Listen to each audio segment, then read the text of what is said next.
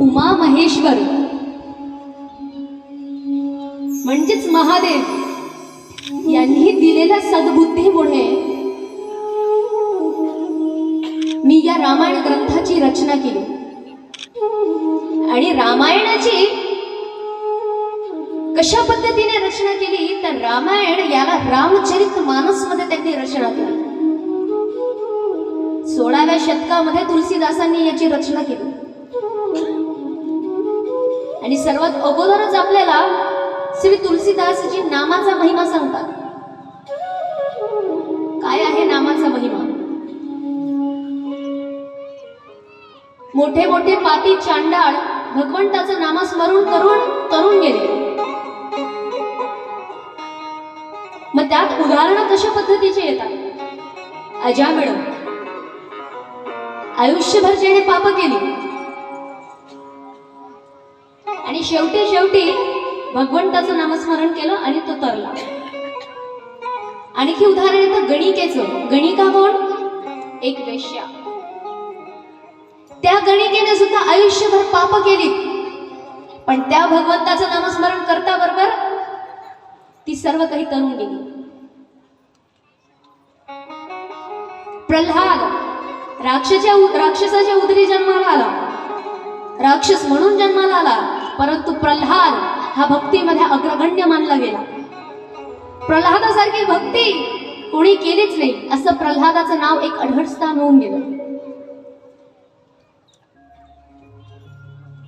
हे भगवंताच्या नामाचा महिमा की ज्यात पुन्हा पुन्हा म्हटलं जातं भगवंताचे अनेक नाम बाजूला आणि भगवंताचं राम नाम हे एका बाजूला. दोन्ही पारण्यामध्ये जर भगवंताचे हजारो नाम एका बाजूला ठेवले आणि राम नाम एका बाजूला ठेवलं तर राम नाम हा सर्वात जास्त वजनदार असेल आणि त्याच राम नामाचं आपण नामस्मरण करत आहोत. आणि म्हणून एका ठिकाणी असं म्हटलं जातं लोक स्वतःचं संपूर्ण आयुष्य वाया घालतात, पण तरी सुद्धा शेवटी मात्र भगवंताचं नामस्मरण घेण्यासाठी येतात. आणि आयुष्यभर त्यांना सुचत नाही की आपण भगवंताचं नामस्मरण करायला हवं.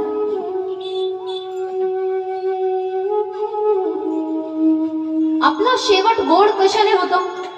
शेवट आपल्याला जर चंदनाच्या लाकडामध्ये जाळलं तर आपला शेवट गोड होतो का? सर्व नातेवाईकांच्या समोर आपल्याला जाळलं म्हणजे आपला शेवट गोड होतो का? किंवा तुम्ही म्हणाल अरे भाई सोना चांदी सब कुछ हमने कमा लिया है, बड़ा बंगला बांध लिया है, गाड़ी है हमारे पास, फॉर्च्यूनर है, एंडीवर है, हम बैठे खा रहे पी रहे काजू बदाम तूप गीप मलाई सगळं खातोय आणि मग मरतोय, म्हणजे तुमचा शेवट गोड झाला का? मग शेवट कोणाचा गोड होतो? शेवटी मरताना ज्याच्या मुखामध्ये भगवंताचं गोड नाम येतं त्याचा शेवट खरा गोड होतो. आणि आयुष्यभर लोकांना महत्ता माहीतच नसते भगवंताच्या नामस्मरणाची. कमी वयात मला महत्व कळलं म्हणून मी कथा करते. कळतंय तुम्हाला? कमी वयात भगवंताच्या नामस्मरणाचं महत्व मला कळलं म्हणून मी कथाकार म्हणून उपस्थित आहे, नाही तर मला गरज नाही कथा कीर्तन करण्याची. माझे वडील हे सिनियर लॉयर होते. सिनियर लॉयर म्हणजे काय? ज्येष्ठ वकील होते. आणि माझ्या वडिलांचं सांगणं एकच, बहीण अभ्यास कर, बहीण अभ्यास कर. हे काय देवाच्या नांदी लागते म्हणे, तू काय देवाच्या नांदी लागते? त्याचं नामस्मरण करून काय होत आहे? पण मग जसं जसं माझं वक्तव्य वाढू लागलं आणि माझी स्वतःची रुची वाढू लागली की मी समाजापर्यंत काहीतरी पोहोचवू शकेन आणि भगवंताच्या नामस्मरणाची प्रचिती यायला लागली की काय एवढे भोळे भाबडे भक्त आहेत. आताच्या जगामध्ये भोळे भाबड्या भक्तांना येडे बनवणारे भरपूर आहेत. करताय ना? आता आपण म्हणू चला आपलं जे हे गाव आहे, गावाचं नाव वानखेड. आपलं हे जे गाव आहे वानखेड हे फार भक्तिवान आहे आणि फार सेवाभावी गाव आहे. आणि सेवाभावी गाव असल्यामुळे इथे अनेक ढोंगी येण्याची गरज होऊन जाते. कधी कधी अनेक ढोंगी इथे लुबाडण्यासाठी येऊ शकतात. अब भैया हम आपको ये देंगे, आप हमको ये दान करो. आपको वो देंगे, तुम हमको ये दान करो. मग तुम्ही देवीसाठी बोकडे कापा रे, तुम्ही देवीसाठी ते दान करा. देवीच्या नावावरती, अंधश्रद्धेच्या नावावरती अनेक कार्यकृती करून घेतात. कोणत्या ग्रंथामध्ये वर्णन दिलेलं आहे की तुम्हाला देवीसाठी किंवा अनेक प्रकारच्या देवदेवतांसाठी बली द्यावी लागते? एवढं मी ग्रंथ वाचले, कोणत्या ग्रंथात तर वर्णन आलेलंच नाही. असे अनेक प्रकारचे ढोंगी लोक येतात. मग काही लोक भगव्या कपडे वस्त्र धारण करून तुम्हाला ठगण्यासाठी येतात. आपल्या महिला फार साध्या भोळ्या असतात. भगव्या रंगाचे कपडे घालून घेतले किंवा कोणी सामान्य जनता ही साधी भोळीच असते. आले महाराज आले, आले महाराज आले, आले बाबा आले. संत तुकाराम महाराज म्हणतात भगव्या रंगाचे तर श्वानही असतात. मग तुम्ही त्यांना साधू संत म्हणाल का? नाही. बरं, आले पांढऱ्या रंगाचे कपडे घालून, पांढऱ्या रंगाचा धोतर घातलेला आहे, कुर्ता पैजामा घातलाय, डोक्यामध्ये टोपी घातली आहे, फेटा बांधलेला आहे. आले महाराज आले, महाराज आले. वेशावरून कधी संत ओळखला जात नाही. एक लक्षात घ्यायचंय, संत कधीही वेशावरून ओळखला नाही जात, त्याच्या वाचेवरून आणि चेहऱ्याच्या तेजावरून ओळखला जातो. कळलं? संत कोणाला म्हटलं जावं हे शास्त्रांमध्ये वर्णन आहे.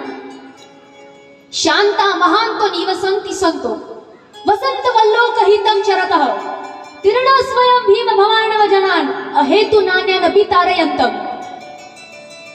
ज्या व्यक्तीमध्ये शांतता भरलेली आहे, उदारता भरलेली आहे. शांतता माने की तो एवढा शांत आहे, त्याच्यासमोर तुम्ही त्याला शिवीगाळ करा, काहीही द्या, त्याला मारून काढून टाकत तरी सुद्धा तो शांत राहील. महान तो, ज्याच्यामध्ये महानता आहे. कोणत्या प्रकारची महानता? मी माझं माझं, मी केवढा महान, मी केवढा महान, अशी महानता का? नाही. त्याच्याजवळ गरीब यो, श्रीमंत यो, पिकारडा यो, रोगी यो, स्वस्थ व्यक्ती यो, लहान यो, मोठा यो, त्या सगळ्यांना स्वतःच्या छातीजवळ धारण करून लेकरासारखं प्रेम लावणारा म्हणजे महान. त्याला म्हटला जातो खरा संत, ज्याच्यामध्ये शांतता आहे, महानता आहे. वसंत वल्लोकहितं चरतः. जो व्यक्ती कुठेही गेल्यानंतर आनंदच आनंद पसरवतो. कळतंय? वसंत ऋतू आल्यानंतर कसा आनंद पसरतो, तसाच तो व्यक्ती आनंद पसरवतो. जो आल्यानंतर नेहमी आपल्या चेहऱ्यावरती हास्य निर्माण होतं. ज्याचे दोन शब्द ऐकून आपल्याला असं वाटतं जीवन सफल झालेलं आहे, त्याला म्हटला जातो खरा संत. तीर्ण भीम भवानव जनान. ज्याचा स्वतःचा भवसागर संपलेला आहे. भवसागर म्हणजे काय? ज्याचं स्वतःचं दुःख संपलेलं आहे आणि जो सामान्य जनतेला त्यांच्या दुःखातून तारतोय, त्यांच्या मानसिक स्थितीला व्यवस्थित करतोय, त्याला खरा संत म्हटला जातो. ही आहे संतांची महत्ता. काही लोकांनी नावापुरतं स्वतःला साधू, साध्वी किंवा ब्रह्मचारी किंवा ब्रह्मचारिणी म्हणून घेतलंय. यांची परिचितता तरी काय? खरा ब्रह्मचारी कोणाला म्हणावं याचा सुद्धा परिचित तुम्ही राहून द्या. खरा संन्यासी कोणाला म्हणावं, खरा साधू कोणाला म्हणावं. अनेक प्रकारचे लोक असतात. मला बाईने हात लावलेला चालत नाही, मला बाईचं ते चालत नाही, मला बाईचं हे चालत नाही. इथे कशी काय ही महिला स्पर्श करते, इथे कशी काय ती स्त्री स्पर्श करते, मला हे चालत नाही, ते चालत नाही. अशा व्यक्तींचं हे सहन करायचं नाही. खरा ब्रह्मचारी आणि खरा साधू किंवा खरा संत कोणाला म्हटलं जातं माहितीये? खरा संन्यासी कोणाला म्हटलं जातं? त्याच्या समोर 1000 नग्न स्त्रिया जरी असल्या ना, तरी सुद्धा प्रत्येकाकडे बघताना तो आई समानच बघेल, त्याला खरा ब्रह्मचारी म्हटला जातो, त्याला खरा साधू आणि संत म्हटला जातो. मला हे कळतच नाही की अनेक लोकांनी अनेक ठिकाणी असे वर्णन करून ठेवलेले आहेत की स्त्री किती अपवित्र आहे, महिला किती अपवित्र आहे, असं अनेक ठिकाणी वर्णन केलंय. काही पुस्तकांमध्ये असं वर्णन आहे, स्त्रीचा स्वभाव हा मूर्खच असतो. तुम्हाला वाटतंय मी खोटं बोलेल, पण मी वाचलंय म्हणून सांगते की स्त्री ही कधी मूर्खच असते, तिचा स्वभावच आहे तो येळा बनण्याचा. पण सत्य तर काय आहे? स्त्री त्यागी आहे, स्त्री बलिदानी आहे.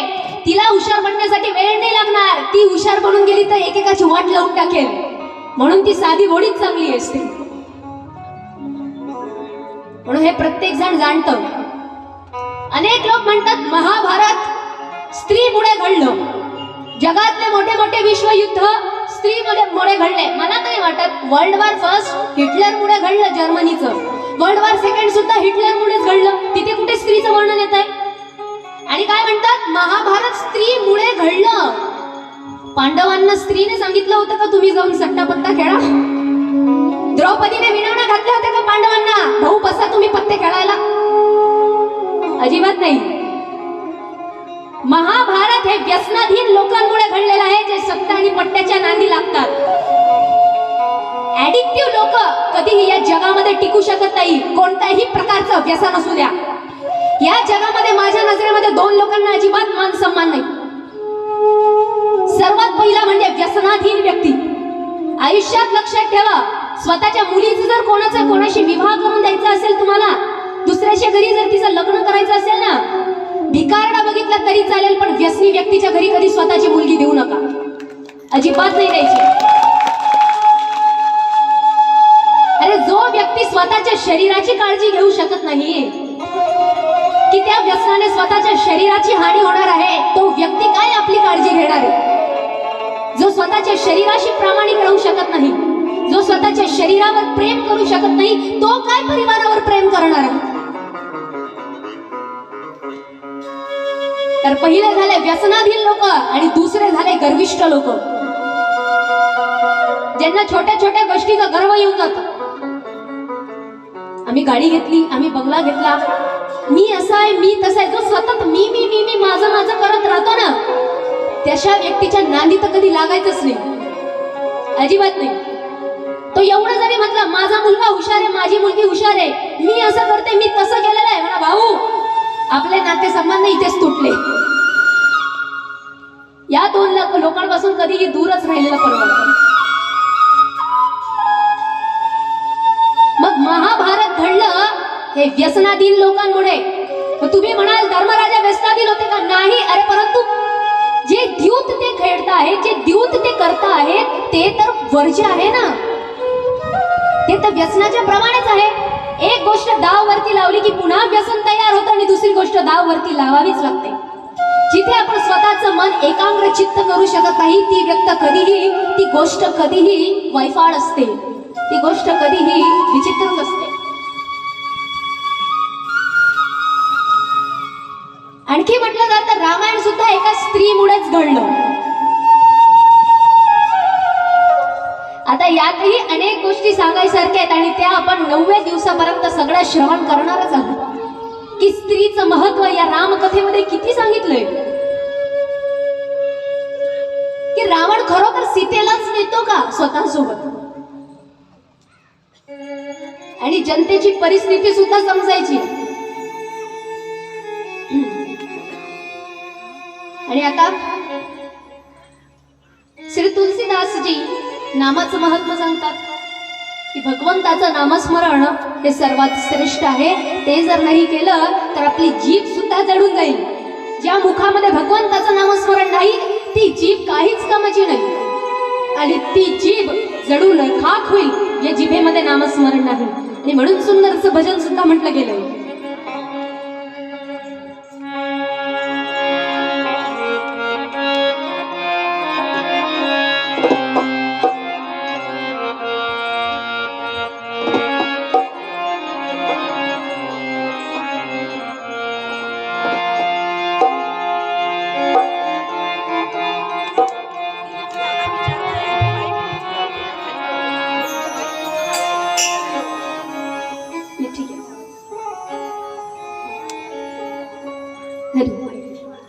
हरी हरी.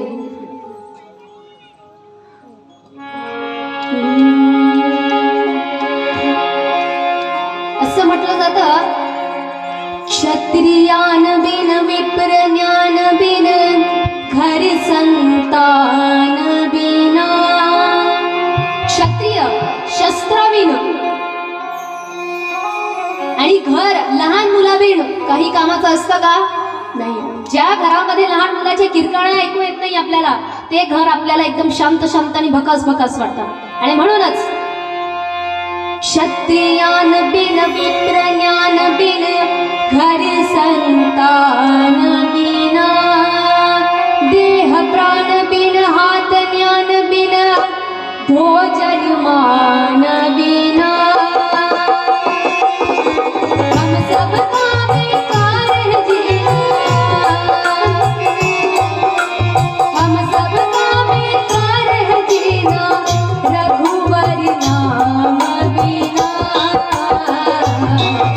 चल जाए जीव पापी राम के बिना, चल जाए जीव पापी राम के बिना।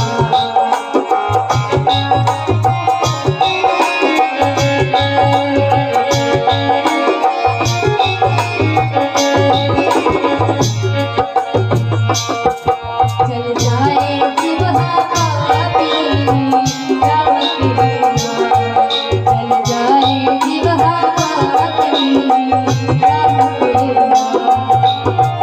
राम के बिना, राम के बिना, राम के बिना, राम के बिना, चल जाए जीव पापी राम के बिना, चल जाए जीव पापी राम के बिना।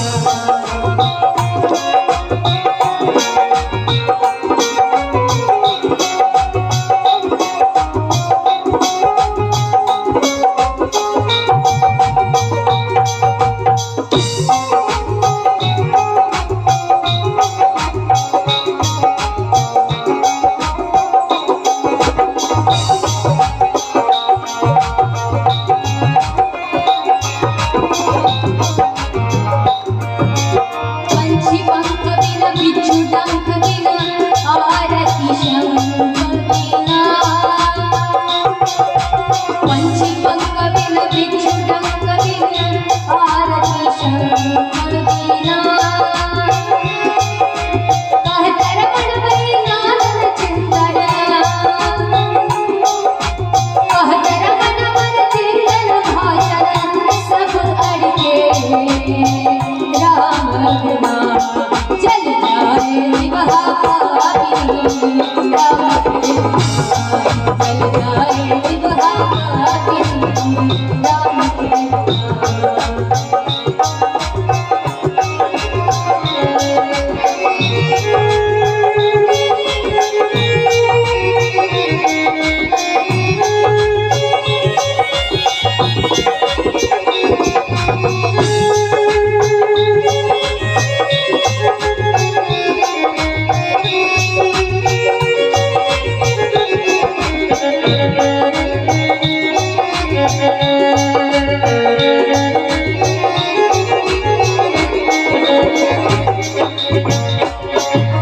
प्रिया कंद बिना हस्ति कंद बिना आदि अनंत बिना, प्रिया कंद बिना हस्ति कंद बिना आदि अनंत बिना। वेद मंत्र बिना मठ महंत बिना कुटिया संत बिना, भजन बिना करे से जैसे, भजन बिना करे से जैसे अश्वत्थामा बिना। चल जाए जीव पापी राम के बिना, चल जाए जीव पापी राम के बिना।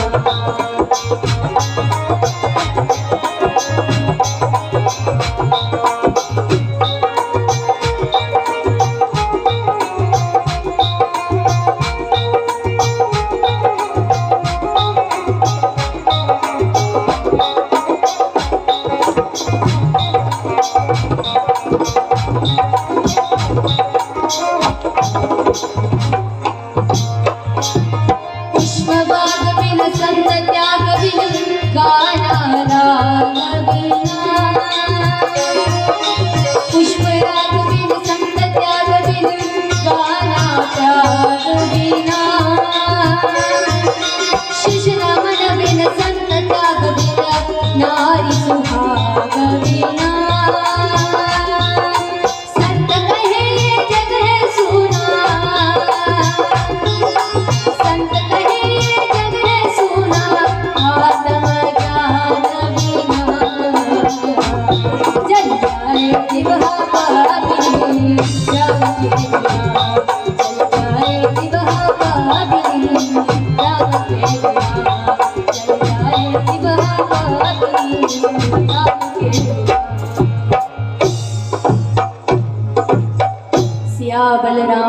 रामचंद्र भगवान की। जल जाए जीवहा पापिनी राम के बिना। ज्या मुखामध्ये भगवंताचं नामस्मरण नाहीये, राम हा शब्द नाही आहे, ती जीव जळून खाक व्हायला पाहिजे, असे संतांचे खडे बोल आहेत. तर आपण काल मानसची रचना बघितली. ही कथा कोणी कोणाला सांगितली तर याज्ञवल्क्य यांनी ही कथा भारद्वाज मुनींना सांगितली. आणि ते कथा सांगत असताना मात्र आपण एक मधात चरित्र श्रवण केलं. कोणतं? भगवान श्री महादेव आणि सती मातेचं. सती माता दक्ष प्रजापतीच्या यज्ञामध्ये आहुती देऊन देतात स्वतःची. मग पुढचा कथा परिचय आपल्याला आहेच की दक्ष प्रजापती आणि वीरभद्राचा युद्ध होतं. त्या दक्ष प्रजापतीचा वध केला जातो, परंतु पुन्हा एक वेळेस त्याला बोकड्याचं मुख लावलं जातं आणि त्याला पुन्हा जिवंत केलं जातं या सृष्टीच्या रचनेसाठी, या सृष्टीच्या विस्तारासाठी. आणि मग या सृष्टीचा विस्तार पुन्हा एकदा सुरुवात होऊन जाते. परंतु आता महादेवांनी घनघोर अशी प्रतिज्ञा घेतली असते. ते वैराग्यवान होऊन गेलेले असतात आणि आता मात्र त्यांना विवाह करायचा नसतो. परंतु माता सती ज्या वेळेला यज्ञामध्ये आहुती देतात त्या वेळेला या सृष्टीच्या विधात्याला प्रार्थना करतात, प्रभू श्री रामचंद्राला प्रार्थना करतात की हे भगवंता, आता मी या देहाला दान करत आहे, परंतु माझा आणि महादेवांचं प्रेम सतत असंच राहू दे आणि आता पटकन मला जन्म घेऊ दे आणि पुन्हा एक वेळेस आम्हाला दोघांना एकत्र होऊ दे. आणि ही प्रार्थना मात्र प्रभू श्री रामचंद्र ऐकतात.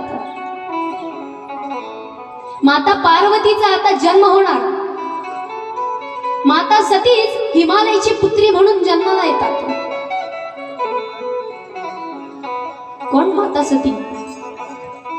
आणि आता माता सती हिमालयाची पुत्री होऊन जन्माला आल्यानंतर त्यांना पार्वती हे नाव देण्यात येतं आणि त्यांना हेमवती सुद्धा म्हटलं जातं. हिमराजची मुलगी, हिमालयांची मुलगी म्हणजेच हेमवती. आपण नवरात्रामध्ये 9 देव्या साजऱ्या करतो ना, त्या 9 देव्यांपैकी पहिली देवी म्हणजे हेमवती माता मानली जाते. तो प्रथम अवतार देवीचा. आणि आता ही हेमवती मात्र जन्माला आल्यानंतर छोटी अशी असते, जशी वाढत असते तशी नारद मुनी मात्र तिथे एक वेळेस येतात आणि हिमालय राज नारद मुनींना प्रणाम करतात आणि विचारतात, कशी आहे आमची मुलगी, काय आहे हिच्या भाग्यात. नारद मुनी माता पार्वतीला बघून मनातल्या मनात हसतात, कारण ते जाणून जातात की ही रचना सगळी त्या प्रभू श्री रामचंद्रांची आहे, श्री हरींची आहे. नारद मुनींच्या मनामध्ये येतं, मी काय सांगावं या आदिशक्ती जगदंबेबद्दल. या सृष्टीची जन्मदात्री ही आदिशक्तीच आहे आणि मी काय हिचं भविष्य सांगावं. परंतु त्या प्रसंगाला अनुसरून नारद मुनी सांगतात की सुलक्षणी कन्या आहे. हिचा जो पती राहील तो हिच्यावरती भरपूर प्रेम करणारा राहील, खूप स्नेह करणारा राहील, परंतु हिचा पती हा व्याघ्र चंद्र धारण करणारा राहील. त्याच्या आजूबाजूला नेहमी गणभूत असत राहतील, नेहमी राख मध्ये राहणार आणि विचित्र अवयवांनी असलेला असं तिचा पती राहणार आहे. कोणाचा? माता पार्वतीचा. आणि हिमालयाने हे ऐकलं आणि त्याला हेच माहित होतं की नारद मुनी जे म्हणतील संतांचे वचन हे कधीही खोटे ठरत नाही, ते होणारच आहे. परंतु आता पार्वतीच्या मातेला, माता कोण? मैना, हिमालयाच्या पत्नीचं नाव मैना. तिला मात्र आता चिंता पडली, काय करावं. माझ्या मुलीला जर असा वर प्राप्त झाला तर ती राहील तरी कुठे, जगेल तरी कशी. आणि असं ज्या वेळेला तिला कळलं त्यावेळेला त्याच्यावर उपाय शोधण्यासाठी नारद मुनींना त्यांनी प्रार्थना केली. नारद मुनी म्हणाले, तुम्ही काही दुसरं करू नका, जगामध्ये असा एकच व्यक्ती आहे जो विचित्र आभूषणांनी पर्याप्त आहे, जो अशाच गणांमध्ये राहतो, तो म्हणजे देवाधिपती महादेव. आणि जर समजून घ्या, महादेवांशी जर तुमच्या पुत्रीचा विवाह झाला तर सगळे गुण अवगुण दोषांनी ती सर्व मुक्त होऊन जाईल. म्हणून हिला महादेवांची तपश्चर्या करायला सांगा, कठोर तप करायला सांगा, आराधना करायला सांगा. आणि असं सांगितल्यानंतर मात्र पार्वती ती तिच्या कक्षामध्ये असते, पण माता मैना आणि तिच्या अनेक भावंडांना वाटतं की माता पार्वती ही मोठ्या राजाच्या घरी जावी, सुखामध्ये राहावी. कोणत्या कैलास पर्वतावरती जाऊन तिने एखाद्या साध्वीसारखं जीवन न जगता तिने मोठ्या राणीसारखं जीवन जगावं, थाटामाटात राहावी, असं माता मैनेला वाटतं. मग माता मैना माता पार्वतीकडे जातात, चिंतित असतात. त्यातच माता पार्वती आईला म्हणतात, चिंतित बघून छोट्याशा पार्वती, आई माझ्या स्वप्नात एक साधू आले आणि ते साधू मला म्हणाले की तुला जर स्वतःच्या विवाहासाठी सुंदर सुदृढ असा वर जर प्राप्त करायचा असेल तर तू भगवान श्री महादेवांची आराधना कर आणि तप कर. आणि लहानपणापासूनच माता पार्वतीच्या मनामध्ये साक्षात महादेवांशी विवाह करण्याचाच विचार असतो आणि ते त्यांनाच वर म्हणून प्राप्त करण्यासाठी आता ते तर विधी लिखितच आहे की विवाह त्यांचाच होणार आहे आणि ते जन्मानजन्माचे साथीदार आहेत आणि त्यांच्या मनाच्या प्रती सुद्धा प्रेम एक दुसऱ्याबद्दलच. माता पार्वती तपश्चर्येला जातात, फार कठोर अशी तपश्चर्या करतात. त्याच तपश्चर्येला नवरात्रीचा दुसरा दिवस जो म्हटला जातो, तर त्या नवरात्रीच्या दुसऱ्या दिवसाची दुसऱ्या माळेची माता जिला म्हटलं जातं ती म्हणजे ब्रह्मचारिणी माता. तोच त्या जगदंबेचा ब्रह्मचारिणी अवतार त्या रूपामध्ये आपल्याला दिसतो. काय आहे तो ब्रह्मचारिणी अवतार? त्या ब्रह्मचारिणी अवतार मध्ये माता पार्वती कठोर असं तप करतात वर प्राप्तीसाठी. काय तप करतात? सुरुवातीचे वर्ष फळ सेवन करून स्वतःचं तप पूर्ण करतात. दुसऱ्या वेळेला सगळं सोडून देतात आणि फक्त पानं खात असतात. तिसऱ्या वेळेला आणखी सगळं सोडून फक्त बेलाचे पानं सेवन करतात आणि चौथ्या वेळेला तर एवढं घनघोर तप होतं की जळलेली राख सेवन करतात. ब्रह्मचारिणी माता एवढं कठोर तप आणि त्याच्याही सर्व शेवटी माता पार्वती काहीच सेवन करत नाही, फक्त श्वसन क्रियेच्या बळावरती स्वतःचा देह जागृत ठेवतात. आणि हे मात्र सृष्टीच्या चराचरामध्ये पसरत आहे. म्हणून विधाता तिथे प्रकट होतो आणि विधाताचा गर्जना होते आणि विधाता म्हणतो, हे पार्वती तुझा व्रत सफल झालेलं आहे, तुला त्या वराची प्राप्ती होईल म्हणजे होईल. आता मात्र माता पार्वती आनंदित होता, पण इथे महादेव मात्र ध्यानस्थ असतात.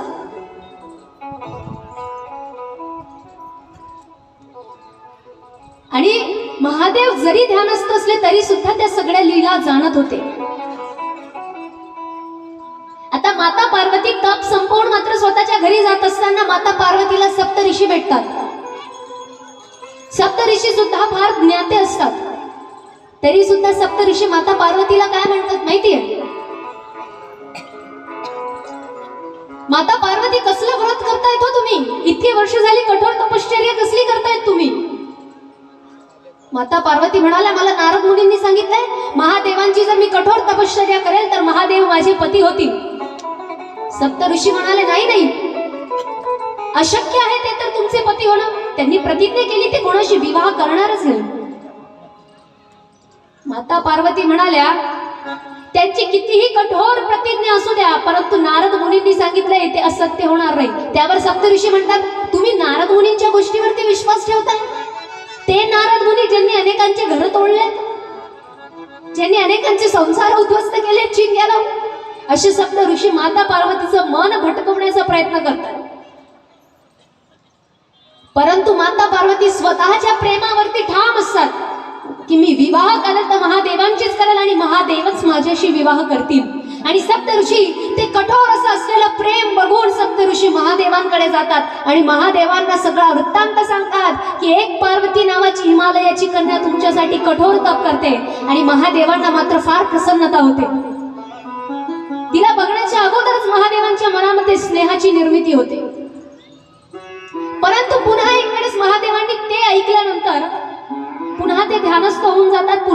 समाधी लागून जाते. पण आता देवी देवतांना वाटायला लागलं महादेवांनी पार्वतीबद्दल ऐकूनही पुन्हा यांची समाधी लागली, त्यावर करावं काय. म्हणून महादेवांना ध्यानातून बाहेर काढण्यासाठी सगळे नियोजन करतात की कामदेवाला तिथे पाठवावं. कामदेवांना तिथे पाठवतात. कामदेव स्वतःचा वाहन, स्वतःचा धनुष्यबाण आणि फूल सोबत घेऊन जातात. नृत्य करायला लागतात आणि नृत्य करत करत कामदेव तो बाण भगवान श्री महादेवांच्या हृदयावर मारतात. आणि तो बाण मात्र भगवान श्री महादेवांच्या हृदयावरती प्रहार होता बरोबर महादेवांच्या मनामध्ये प्रेम तर जागृत नाही होत, परंतु महादेवांचा क्रोध संतप्त होऊन जातो. एवढा क्रोध तयार होतो, तिन्ही लोक गरजायला लागतात आणि महादेवांचं तिसरं नेत्र खुलतं आणि ते कामदेवाचा नाश करून टाकतात. तिथल्या तिथे कामदेवाला भस्म करतात. तिथेच कामदेव भस्म होऊन जातात. परंतु रती माता आता रडायला लागते. माता रती म्हणते, आम्ही देवादी देवांच्या सांगण्यावरूनच तुम्हाला विनवण्या करायला आले. बघा ते सगळे इकडे येणारच आहेत, तुम्ही तुमच्या मानात इकडे नका वळू, माझ्याकडे बघा, फुल कॉन्सन्ट्रेशन माझ्याकडे झाला.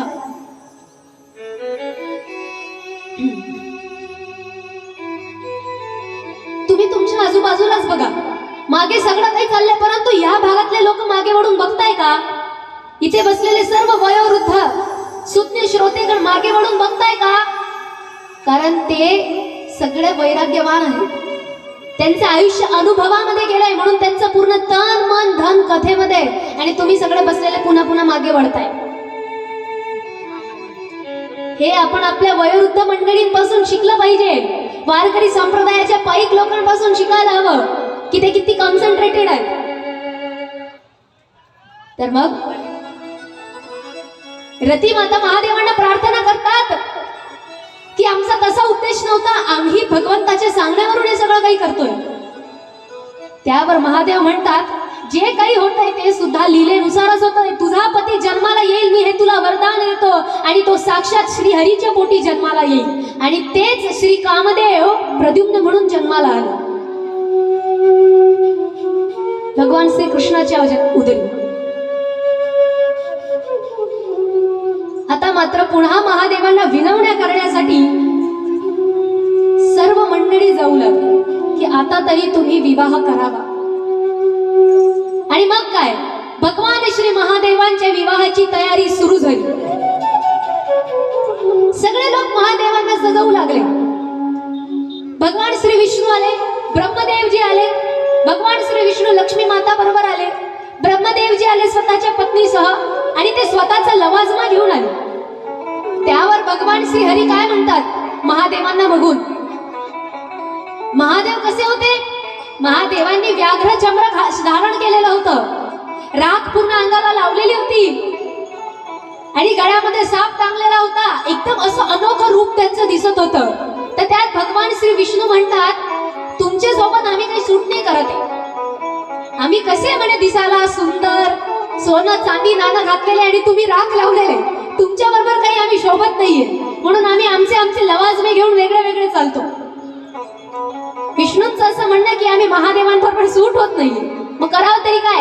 महादेवांनी स्वतःच्या गणांना बोलवलं, स्वतःचे भूतगण, स्वतःचे अनेक प्रकारच्या प्रेत आत्मा, कोणाचं एक तोंड नाही तर कोणाला 10 मुख आहेत, कोणाचा पाय नाही तर कोणाला 10 पाय आहेत, असे विचित्र कोणाला 10 डोळे आहेत, अनेक प्रकारचे भूत गण स्वतः बरोबर महादेव घेऊन येतात, आणि त्यांची महादेवांची आता बारात चाललेली आहे. भोलानाथ से निराला कोई और नहीं, भोलानाथ से निराला कोई और नहीं, भोलानाथ से निराला कोई और नहीं, भोलानाथ से निराला कोई और नहीं, कोई और नहीं, कोई और नहीं, कोई और नहीं, कोई और नहीं, भोला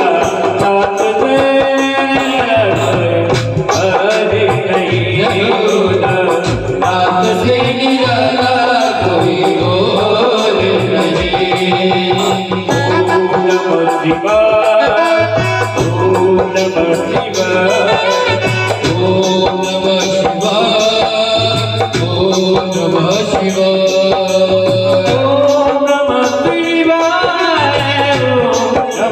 शिवाय ओम नमः शिवाय ओम नमः शिवाय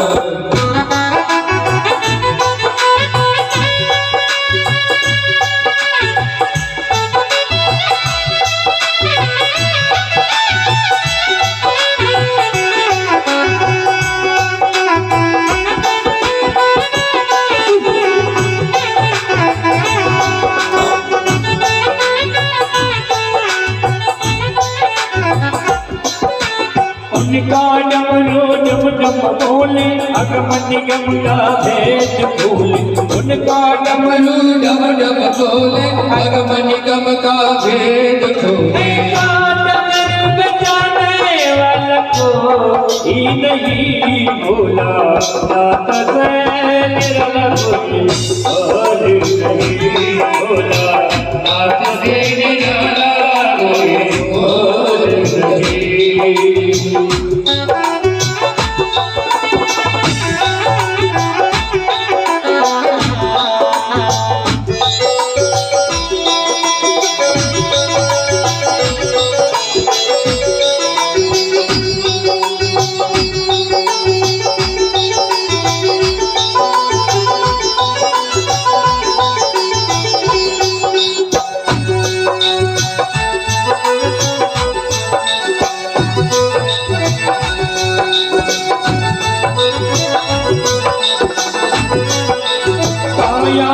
जब परिवट बदले आप चमनते अगले काया जब परिवट बदले आप चमनते अगले अब मुझको बचाने वाला कोई नहीं भूला जात से निराला कोई और नहीं भूला नाथ से निराला कोई और नहीं ओम नमः शिवाय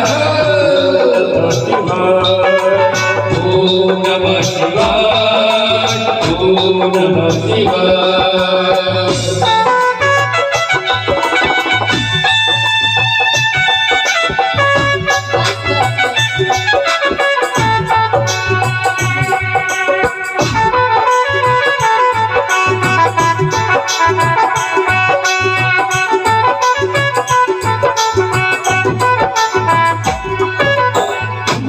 जग का कष्ट मिटाया मुझको साथी जोत जलाया तुमने जग का कष्ट मिटाया मुझको साथी जोत जलाया ऐसा भक्त करने वाला कोई नहीं भोला नाथ से निराला कोई और नहीं भोलेनाथ से निराला कोई और नहीं और नहीं कोई और नहीं कोई और नहीं कोई और नहीं भोला नाथ से निराला कोई और नहीं भोला नाथ से निराला कोई और नहीं ओम नमः शिवाय ओम नमः शिवाय भोले बाबा भोले बाबा भोले बाबा भोले बाबा भोले बाबा भोले बाबा भोले बाबा भोले बाबा भोले बाबा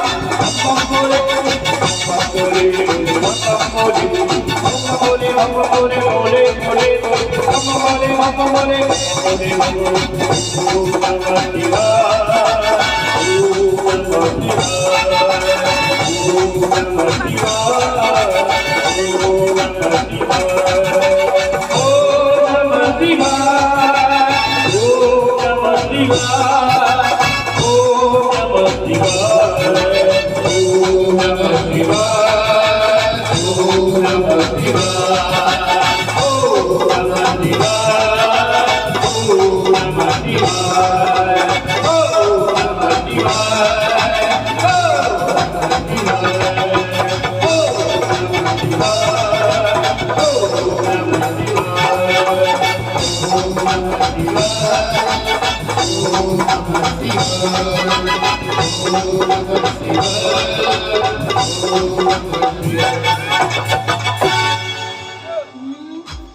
हर हे बघा महादेवाला याचा तर आनंद आहे मला, पण याला तुम्ही जास्त स्थानाकानी करताय त्याचं मला खूपच वाईट वाटतंय. त्रास देऊ नका बरं प्राण्याला जास्त. जसं तुम्हीच पाळता तर तुम्ही माझ्यापेक्षा जास्त काळजी घेणार आहेत तो प्रश्नच नाही, पण तरी कारण त्याचा जीव घाबरतो ना साऊंड सिस्टीम मुळे. प्राणी घाबरतात आणि गर्दी पाहून तर दुप्पटचे घाबरतील ते. बापरे, मला तर बैल दिसताच नाही माझ्या आजूबाजूला, वेगळेच लोक दिसत आहेत.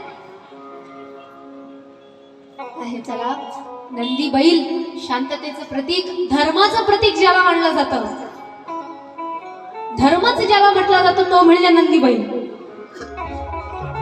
आणि आता मात्र आपण महादेवांच्या विवाहासाठी उपस्थित आहेत आणि महादेव अशाच पद्धतीने स्वतःचे गण घेऊन येतात आणि त्यांचे गण विचित्र असतात. म्हणून भगवान श्री विष्णू पुन्हा म्हणतात, बापरे, यांच्या गणांमध्ये सुद्धा आपण शोभत नाही, आपण आपले वेगळे वेगळेच बरे. आणि आता मात्र गणांची टोळी आणि महादेवांना बघून हिमालयाची पत्नी पार्वती मातेची आई मैना चक्कर येऊन पळून जातात. हे काय बाबा विचित्र, अशा माणसाला कोण देईल पोरगी? कस काय विवाह करायचा आम्ही आमची एवढी नाजूक सुंदर सुकुमारी असणारी पार्वतीचा? शेवटी मैनाच्या मनाचं निरसन करण्यासाठी भगवान श्री महादेव स्वतःचं सुंदर रूप धारण करतात आणि त्यांच्या समोर जातात. आणि तेव्हा मात्र बघतात की जगातला सर्वात सुंदर असलेला पुरुष, सर्वात बलाढ्य असलेला पुरुष, सर्वात तेजस्वी असलेला पुरुष म्हणजेच महादेव आहे. त्यांच्यासारखं तेज आणि त्यांच्यासारखी सुंदरता कुठेच नाही. आणि नारद मुनी मात्र सांगतात की हेच सर्वात प्रथमच्या जन्मामध्ये असणारे सती आणि महादेव आहे. तुमची मुलगी पार्वतीच ही सती होती आणि म्हणूनच यांचा विवाह सुद्धा या जन्मात होणार आहे. त्या जन्मामध्ये स्वतःचा देह त्यागून दिला, माता सीतेचं रूप धारण केलं होतं म्हणून. आणि म्हणून माता मैना आता महादेवांच्या विवाहासाठी तयार झाले आणि आता आपण सुद्धा महादेवांचा विवाह करणार आहोत. तसं आपल्याकडे अक्षता नाही आहेत, पण आपण ऍक्टिंग करू, ठीक आहे? कारण एवढ्या लोकांना आता अक्षता देणं सोपी गोष्ट नाही, त्यामुळेच चला.